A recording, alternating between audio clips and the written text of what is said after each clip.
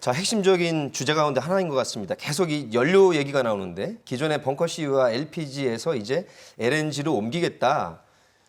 친환경 에너지로 가는 과정 아니겠느냐? 아니다. 이 온실가스, 먼지, 질산화물은 오히려 늘어나서 대기 오염 물질 줄지 않는다. 이런 그 입장이 갈려서요. 임 교수님 어떻게 보십니까? 네, 좀 오해가 있으신 것 같습니다. 그래서 일단은 저희가 당연히 이제 용량이 증설이 돼서 에너지를 많이 생산을 하면 연료가 많이 투입되잖아요. 그럼 당연히 그거에 비례해서 배출량은 증가를 하게 되는데 그러니까 용량이 커지는 만큼 네. 오염 물질은 증가할 수밖에 없다. 네, 많아지긴 합니다. 왜냐하면 이제 사용한 양에 비례해서 배출이 되니까. 크기 말고 질로는 어떻습니까? 그 기존의 화석 연료가 아닌 LNG로. 네, 그래서 이제 그 부분을 좀 설명을 드리면 기존에 이제 뭐 벙커 CU가 됐든 석탄이 됐든 LNG로 됐든 이런 거 했을 때 지금 이제 일종의 연료 전환이거든요. 기존에 이제 약간 단위 연료당 그러니까 단위 연료에 TOE당 배출되는 어떤 양은 천연가스 훨씬 적습니다. 그러니까 질적인 면에서 보면 이제 훨씬 적은 거죠. 단 그게 커 보이는 이유는 전환이 되면서 용량이 증설이 되다 보니까 전체 총량은 증가하는 것처럼 보입니다. 근데 저희가 실질적으로 학계나 이런 연구계에서 이런 것들을 비교를 할 때는 그래서 동일한 에너지를 생산하는 기준으로 저희가 환산을 해서 비교를 하게 됩니다. 예. 그리고 이제 저희가 보통 열병합 발전 같은 경우에는 전기와 열을 동시에 생산하기 때문에 개별 에너지 공급 방식과 비교를 할 때 일반적인 보일러에다가 국가에서 생산하는 전기만 생산하는 설비의 효율을 기준으로 저희가 비교를 하게 되고요.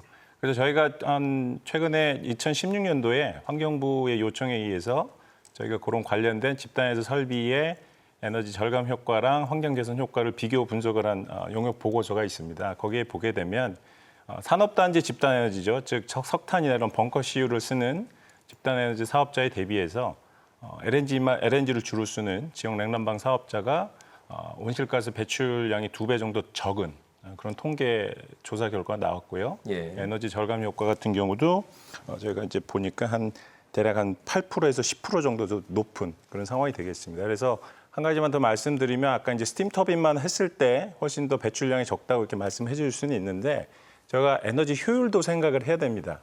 단위 연료를 넣었을 때 얼마만큼 우리가 효율적으로 에너지를 쓰느냐의 문제인데 복합 화력 발전 설비 같은 경우에 훨씬 더 효율이 좋게 저희가 운영이 되기 때문에 그런 부분까지 감안을 한다 그러면 아까 이제 단순히 용량이 커져서 생산량이 많아져서 배출가스가 많은 것 같은 약간 착시 효과가 있지만 실질적으로 저희가 객관적으로 비교를 해봤을 때는 훨씬 더 배출을 줄일 수 있는 그런 기술이다 이렇게 말씀을 드리고 싶습니다. 같은 용량일 때는 그래도 줄어드는 효과가 있다.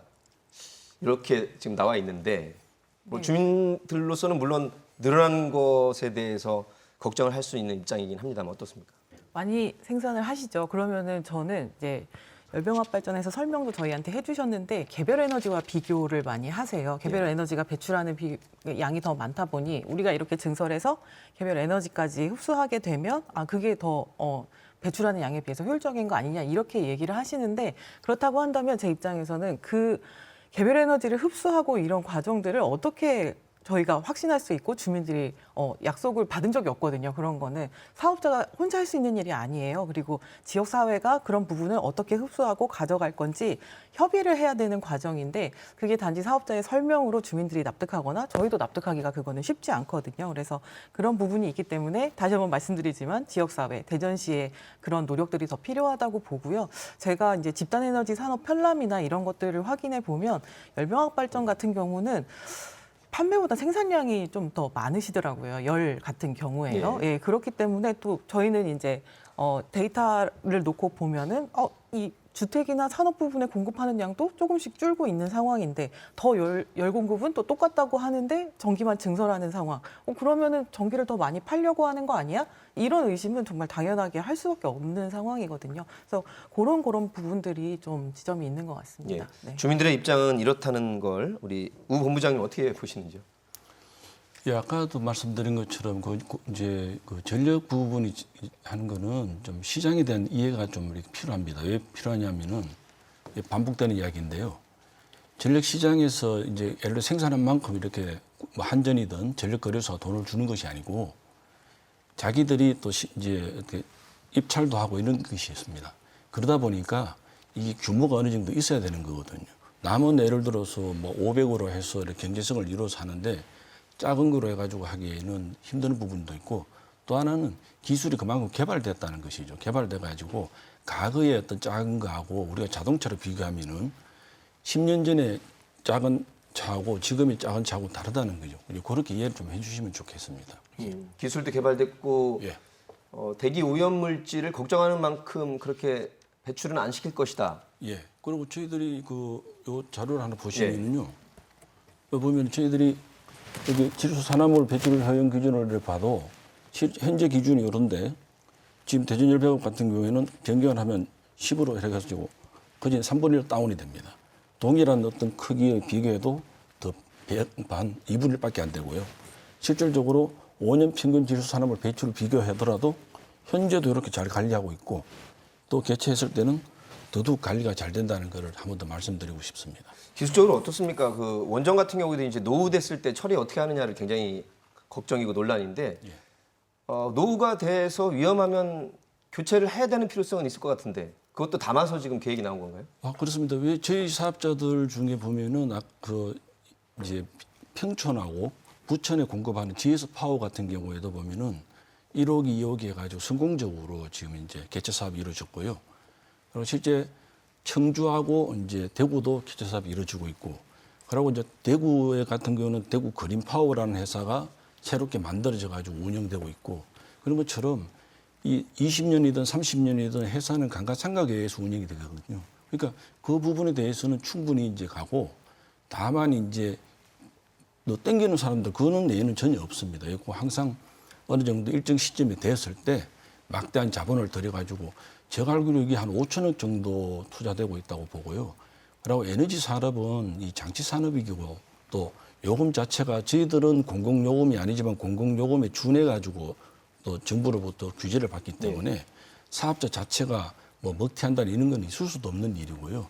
하여튼 현재 시장 전력 시장과 열 시장 내에서 서로 경쟁해가지고 규제적 측면에서 이렇게 공급하는 가격 형성이기 때문에 그런 우려는 좀 안 하셔도 될 것 같습니다. 일반 시민 입장에서는 노후가 됐고 위험하다면 새 것으로 교체하는 건 당연한 건데 네네. 그렇다면 이제 4배 정도로 확대하는 그 수치가 네. 뭐 2배나 3배도 있고 5배, 6배도 있는데 지금 현재 4배로 나온 근거와 지금 현재 계획은 어디에 근거하신가요? 그 부분은 뭐 제가 대전열배업 쪽으로 대변하는 건 아닙니다만 보면 보통 저희가 한참 2000년도 초반에 집단 사업이 굉장히 활성화됐을 때, 그러니까 그때 이제 활성화되고 사실은 이제 100메가와트 이상일 때 이제 도매의 어떤 공급을 해주려고 했던 거는 아까 말씀하신 것처럼 이제 규모의 경제가 돼야 사실은 이제 집단 사업자들이 기존의 이제 한전이나 이런 발전 자회사에 비해서 경쟁력을 갖출 수 있다는 취지에서 이렇게 이제 추진이 됐던 거고. 초반엔 사실은 100메가 그 얘기는 뭐냐면 사실은 기준이 100메가와트였던 거거든요. 그 시점에.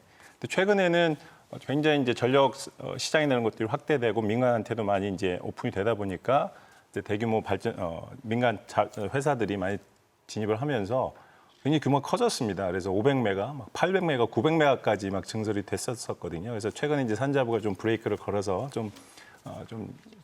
그걸 좀 조정을 하고는 있습니다만. 그 얘기는 아까 말씀하신 것처럼 전력 시장에서 사실 사업자가 전력을 원활하게 잘 팔기 위해서는 규모의 경제가 돼야 되고요. 그다음에 또 효율성을 담보를 해줘야 됩니다. 효율적으로 운영이 될 때 전력 시장에 진입하기 훨씬 더 용이한 지금 시장 구조거든요. 그러니까 지금 대전열배합 발전 사업자가 어찌됐든 설비가 노후화돼서 만약 개최를 한다고 했을 때 여러 가지 대안이 있을 수 있는데 사업자 입장에서는 당연히 안정적인 사업을 유지할 수 있는 그런 용량을 선정을 하다 보니까 저 일반인들이 보기엔 좀 과도한 용량으로 된 것 같지만 그 정도 용량이 나오지 않았나 이렇게 생각이 듭니다. 규모의 경제와 효율성을 생각하다 보니 현 상황에서는 그 정도 4배 정도 확대하는 것으로. 네, 그래서 다른 시장에서 보면 지금 얘기한 한 500메가와트 정도 규모가 그렇게 지금 현재 시장에서 큰 규모는 아니다 이렇게 말씀을 드립니다. 이해가 됐습니다.